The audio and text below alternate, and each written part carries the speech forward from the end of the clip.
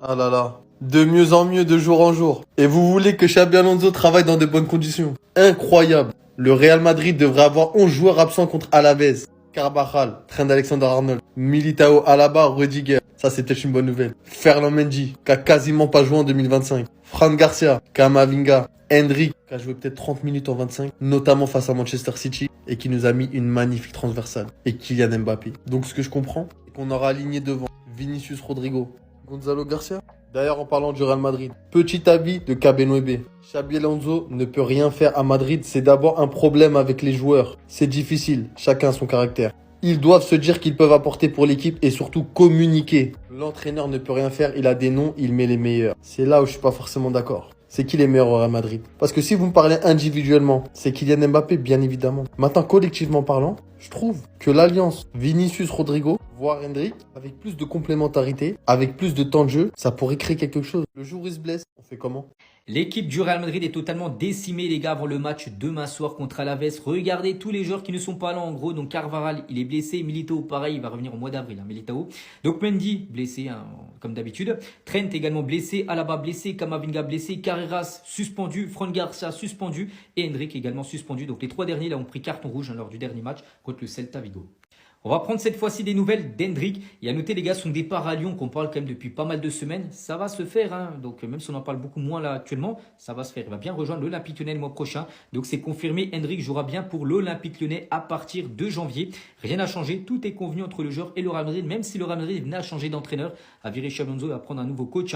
Hendrik, les gars, partira bien du côté de Lyon. Donc, ça sera un prêt de 6 mois sans option d'achat.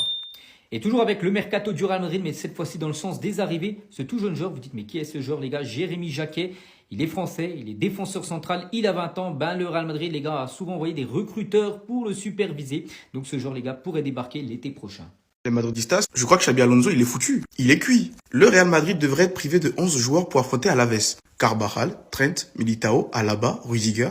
Rudiger, déjà, quel moment il s'est blessé? Mais bref, Mendy, Carreras, Fran Garcia, Camavinga, Hendrik et très probablement Mbappé sont forfaits ou très incertains pour ce match. Et j'ai appris récemment que même Valverde, faut aller voir. Dina Olsen était de retour aujourd'hui à l'entraînement collectif, mais finalement, on a un mec qui vient de revenir, qui va peut-être jouer sur une jambe, et un Raúl Asensio qui est le seul défenseur vraiment qui est prêt. En plus de ça, t'as Florentino Pérez et l'administration qui sont en train de menacer Xabi Alonso. En mode, si le prochain match tu perds, on te vire. Il sera privé de... Il sera privé de 11 joueurs, les gars. Est-ce que ça rend compte? Mais sinon, la seule bonne nouvelle, c'est que Franco Mastantuono est totalement remis de sa blessure. Il est désormais à 100% physiquement. Bon, ça, j'ai l'impression que ça fait 15 ans, on nous dit qu'il est remis totalement à 100%, mais on le voit pas. Là, ce week-end contre Alaves, je pense qu'on n'aura pas le choix que de le voir. En tout cas, Xabi Alonso, c'était un plaisir de t'avoir connu. Moi, je pense que ce mec-là, il est mort dans le film. Il est mort. Quand tu vois les menaces qu'il y a autour là, et les joueurs qu'il n'a pas. Comme l'a dit le grand Chancel Mbemba, la chance là, on n'a pas. Bref, dites-moi ce que vous en pensez dans les commentaires, et surtout pour les relouper, vous savez ce qu'il vous reste à faire, abonnez-vous. 11 joueurs absents pour le match contre Alaves, un seul défenseur disponible, Raúl Asensio, mais qui va pouvoir commencer. La baraka a disparu au Real Madrid. Attendez les gars, on m'appelle vite fait. Allô? Hola? Si, Xabi Alonso? Si, ¿cómo está? Bien y tú? Si, perfecto, perfecto. ¿Para jugar domingo contra Alaves a la derecha? Si, vale, c'est carré la ligue. Hasta luego, Xabi Alonso. Bon les gars, c'est officiel, Xabi Alonso vient de m'appeler et je vais être titulaire défenseur droit contre Alaves dimanche. Bon les gars, plus sérieusement, qui sont les joueurs disponibles et indisponibles? On a Courtois, Bellingham, Vini, Rodri, Lunin, Tchouaméni, Arda Güler, Gonzalo, Asensio, Ceballos, Brahim, Mastantuono. On a un seul défenseur de l'équipe 1 disponible. Bon les gars, je vous ai fait l'équipe titulaire avec les bouts qui sont disponibles. Donc on aurait Courtois au cage, Tchouaméni en défenseur central, Asensio à droite, Lunin en défenseur central, je pense qu'avec sa taille ça peut être pas mal. Mastantuono latéral gauche les gars, il a de la hargne donc c'est pas mal. Un milieu Belly, Güler, Ceballos et une attaque Vini, Rodrigo, Gonzalo Garcia. Vraiment les gars, je vous le dis, la baraka cette saison, elle est tellement ailleurs, ça fait flipper ce qui se passe au Real Madrid. Ce transfert a tué le Real Madrid. Vous m'avez bien entendu? Oui. Mais c'est pas de la faute d'Mbappé, c'est de la faute de cet homme Florentino Pérez. Et c'est également de la faute d'Ancelotti. La cause de tout ça, c'est l'arrivée d'Mbappé. Ancelotti et ses limites, on n'a pas attendu cette saison pour le savoir. Mais alors pourquoi le Real Madrid est aussi nul? Tout simplement pour ça les gars. Ça, c'est la composition du Real Madrid contre Dortmund l'année dernière en finale de Ligue des Champions. On parlera de la défense après, moi je veux surtout parler de ce secteur de jeu là. Vinicius est toujours là, Rodrigo aussi, Bellingham également, Valverde et Camavinga sont toujours là, Tchouaméni devait jouer mais il s'est blessé. La seule chose qui a changé, c'est le départ de Toni Kroos pour l'arrivée d'Mbappé. J'ai envie de vous dire que ça fait 8 mois que je le pense. Real Madrid a eu des blessures, certes, on les a résolues. Asensio a été trouvé, Asensio est né. Carvajal s'est blessé, on a mis Valverde. Real Madrid a retrouvé une pseudo-solidité défensive. On le voit en tout cas sur les derniers matchs, c'est beaucoup mieux qu'il y a 2-3 mois. Mais alors pourquoi le Real Madrid n'y arrive toujours pas? Eh ben tout simplement parce qu'Ancelotti n'a toujours pas trouvé la solution. Et à vrai dire, personnellement, je ne la trouverai pas à sa place. Parce que la plus grande erreur du Real Madrid, c'est de penser que ces quatre-là peuvent jouer ensemble. Je vais vous le redire. Les seuls bons matchs du Real Madrid cette saison où ces quatre-là sont bons et jouent ensemble, c'est contre Pachuca en finale de Coupe du Monde des clubs et contre Manchester City, un Manchester City dont j'ignore encore à quel point ils étaient mauvais pour perdre face à ce Real Madrid. Le match contre l'Atlético est sans doute leur pire match. Pas un seul a été bon, une attaque à vomir, une animation offensive horrible. J'aimerais apporter de la nuance. Ce n'est pas de la faute d'Mbappé si le Real Madrid va aussi mal. C'est son transfert qui est au départ de tout. Les questionnements sur le positionnement de Vinicius, engendré par l'arrivée d'Mbappé. Les questionnements sur le positionnement de Bellingham. Est-ce qu'il peut encore être aussi haut? Parce qu'à vrai dire, on joue avec deux milieux de terrain, puisque Bellingham n'est plus du tout un milieu de terrain. Mais en même temps, quand tu comprends le rôle qu'il a eu la saison dernière, est-ce qu'il peut accepter de redescendre sur le terrain, sachant qu'il a été aussi important et aussi décisif la saison dernière? Toutes ces questions-là qui avaient été réglées l'année dernière ont été remises au goût du jour par quoi? L'arrivée de Mbappé. Alors moi, je tiens à le dire, c'est une erreur de casting. Mbappé a causé plus de problèmes qu'il en a résolu au Real Madrid, mais ça, c'est pas de sa faute.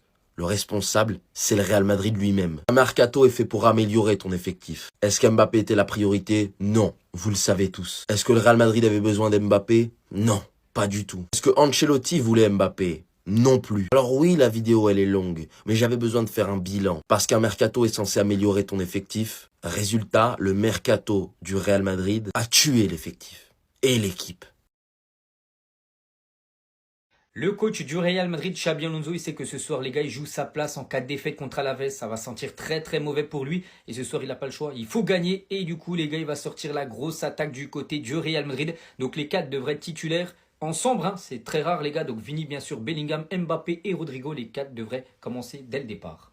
Et voici du coup le 11 attendu. Donc Courtois, bien évidemment, but. Hein. Fede Valverde va jouer défenseur droit parce que Trent Alexander-Arnold et Carvajal sont actuellement blessés. Raúl Asensio, Hudson et Valdepenas. Hein. Qui est ce joueur, vous dites? Hein, c'est un défenseur gauche de l'équipe B parce que Carreras et Fran Garça sont suspendus. Donc voilà, il faut dépanner. Hein. Donc Rodrigo, Ceballos, Tchouaméni, Bellingham, Mbappé et Vini. Et concernant Xabi Alonso, on sait qu'il joue sa place ce soir, bien sûr. Et en cas de défaite et bien sûr de licenciement de Xabi Alonso, Arbeloa, les gars, a été choisi pour prendre la relève. Donc Arbeloa est actuellement l'entraîneur de l'équipe réserve. Et on finit aujourd'hui avec Fede Valverde qui devrait, comme j'ai dit, jouer défenseur droit ce soir. Mais les gars, il est blessé. Fede Valverde, c'est ça qui est fou. Fede Valverde joue avec des problèmes physiques, donc une blessure importante depuis 3 semaines. Et il le fera encore ce soir. Il va encore jouer, mais blessé en gros. Il ne veut pas laisser ses coéquipiers, son entraîneur dans une situation si délicate avec de nombreux joueurs blessés. Parce que bien sûr, si tu l'enlèves, tu mets qui en défenseur droit? Vu qu'il n'y a pas Trent, il n'y a pas Carvajal. Lui, il peut dépanner, mais s'il n'est pas là, tu peux mettre qui? Donc c'est pour ça, bien sûr, qu'il force sur sa blessure. Attention, les gars, voilà, que ça soit pas trop grave après. Bon, mes madridistas, laissez-moi vous présenter peut-être la composition probable pour demain. Je pense que avec les joueurs qu'on a de disponibles, Alonso, il va sortir cette composition-là. Je sais pas pourquoi, mais j'ai peur qu'il fasse ça. J'ai peur, c'est-à-dire qu'on va avoir mal à la tête pendant 90 minutes. Ça, c'est sûr et certain. On commence avec Courtois dans le but, ça, il n'y a rien à dire. Pour moi, Valverde, il doit rester à ce poste-là. Il doit rester parce que là, on n'a personne. Charnière centrale, je pense qu'il va mettre Rudiger, Idin. Rudiger, Idin, oui, je vous dis. Après, à gauche, il va mettre Asensio. Je ne sais pas pourquoi. Je sens qu'il va mettre Asensio. Après, le terrain, Ceballos, Tchouaméni, pour moi, il peut le faire. Ça, encore une fois, avec les joueurs qu'on a disponibles, c'est logique. Rodrigo, avec le match qu'il a fait avec City, donc il doit le mettre sur le terrain, je suis désolé, pour qu'il continue sur cette dynamique-là. En tout cas, j'espère. Après, à gauche, Vinicius, Bellingham derrière les attaquants et Mbappé. Je sens qu'il va faire ça. Mais pour moi, par exemple, tu as Victor Valdepeñas. Pour moi, ce petit-là, tu dois le mettre. Apparemment, il est bon, il est technique, il se projette tout le temps vers l'avant. Tu dois lui donner sa chance. Tu dois mettre Victor ici. Mbappé, tu mets Gonzalo. Tu mets Gonzalo. Mbappé revient de blessure. C'est pas sûr qu'il soit à 100%. Tu mets Gonzalo. Tu vas jouer face à un bloc bas. Tu mets Gonzalo. Donc voilà mes madristas. Dites-moi ce que vous en pensez. Moi en tout cas, j'ai peur qu'il fasse ça. J'ai peur qu'il mette cette composition-là. Florentino Pérez va dégager Xabi Alonso et pour moi la raison elle est assez simple à comprendre. Xabi Alonso montre les lacunes du recrutement de Florentino Pérez les frères. Ah bah oui parce que quand t'es sous Ancelotti et que tu recrutes un peu les joueurs qui t'arrangent ou que tu veux pas dépenser, tu prends des joueurs en fin de contrat etc. et que t'as un coach qui avec ça a réussi à bricoler et à te faire gagner. Bah toi tu t'y habitues, t'es heureux etc.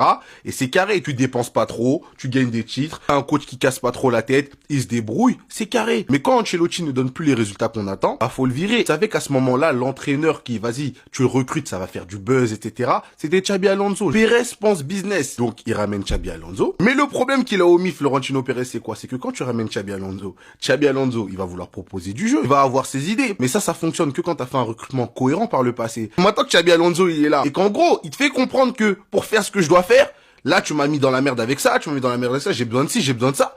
Flo, il aime pas ça. Il aime pas. Tu mets en lumière ses lacunes et ses choix désastreux par le passé. Et tant que Florentino Pérez sera là, je vous dis, les seuls coachs qui vont briller au Real Madrid, ça va être des coachs qui vont être plus dans la gestion que dans la tactique. Parce que Florentino Pérez fait des choix que lui seul comprend. Il a besoin d'un coach qui accepte que, vas-y, il va pas décider des joueurs qu'il aura et qui va devoir faire avec. Mais quand tu ramènes un coach qui a ses idées et qui sait ce dont il a besoin, tu vas pas durer avec Florentino. Là, tu montres au monde entier que Florentino s'est trompé. Et ça, il en a pas envie. C'est pour ça que la direction ne soutient pas Xabi Alonso, bien que nous tous, on sait qu'il a des bonnes idées, etc.